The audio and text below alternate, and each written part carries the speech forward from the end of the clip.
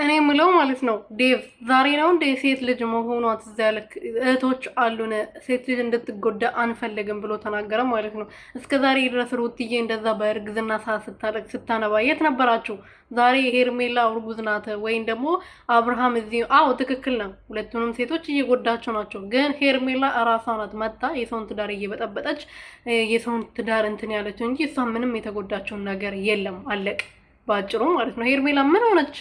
የሰውን ትዳር እየበጠበጠች የሩቲን ህይወት ቀማቻት። አለቅ ሌላ ምንም ያደረገችው ነገር የለም። እዚህ ጋር እየተጎዳች ያለችው ሩትዬ ብቻ ነች አይደለ እንዴ?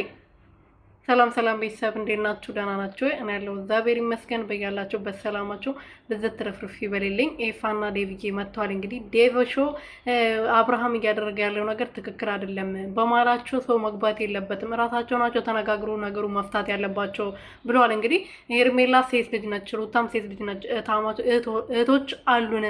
ስለዚህ እነሱ እንዲጎዱ አንፈልግም ብሎ ተናገረ። ሄርሜላ ምንም የተጎዳቸው ነገር የለም። ሄርሜላ ሴት ብትሆን ለሴት የምታስብ ቢሆን ኖሮ እኮ ዛሬ ከዛሬ ስንት ወር በፊት እርጉዝ ሆና ሩትዬ ከአመታት በፊት እርጉዝ ሆና እንደዛ ስትሰቃይ እንደዛ እያለቀሰች ሴት ልጅ ነች እኔስ ነገ ምን ሆናለሁ ብላ ብታስብ ኖሮ ታስብ ነበር። እሷ ለምን ገደል አትገባም? እኛ ምን አገባን? ሩትዬን ብቻ አትኩምብ በቃ ሩትዬ ብቻ አታልቅስ፣ እሷን አትንኩብን እንጂ ሌላ ሰው የፈለገ ነገር መሆን ይችላል። ሄርሜላ ለምን ጎርጓር አትገባ? ምን አገባን እኛ?